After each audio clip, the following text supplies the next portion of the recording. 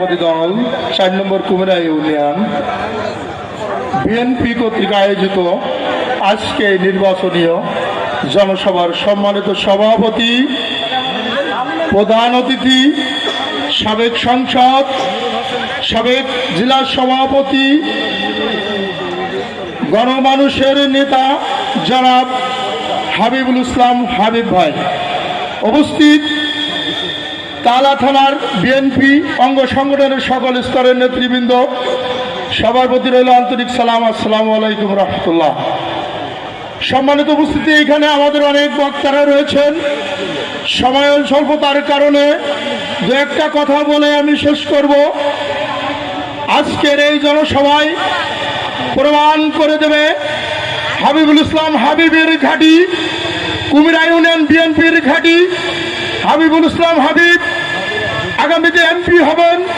আমি আমার মা ও বোনেদের সবাইকে উদাত্ত আহ্বান রাখবো, আপনারা ভোটের 12 তারিখের আগের দিন রাতের বেলায় রান্না বান্না করে গুছিয়ে রাখবেন।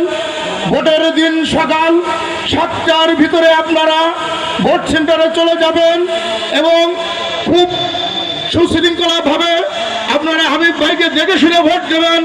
আপনার একটি ভোটের জন্য আমাদের দেশ নায়ক তারেক রহমান ক্ষমতায় না আসতে পারে, আপনার একটি ভোটের জন্য ইসলাম হাবিব ক্ষমতায় না আসতে পারেন। তাই আমি আপনাদের কাছে আহ্বান রাখবো, আপনাদের ভিতরেই অনেক বিভ্রান্তিমূলক কথা বলবে, লাইনে দাঁড়িয়ে আপনারা কোনো কথায় কান দেবেন না, কোনো দিকে চিন্তা চেতনা নেবেন না।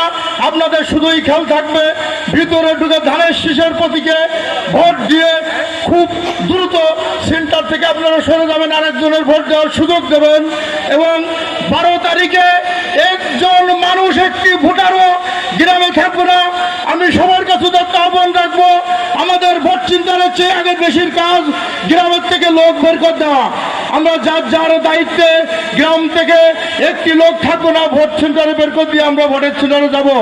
সবাইকে 12 তারিখে ভোট দিয়ে প্রাণ প্রিয় নেতা হাবিবুল ইসলাম হাবিবকে জয়যুক্ত করে ইনশাল্লাহ 13 তারিখে বিজয় মিছিল হবে কুমিরার বাড়িতে।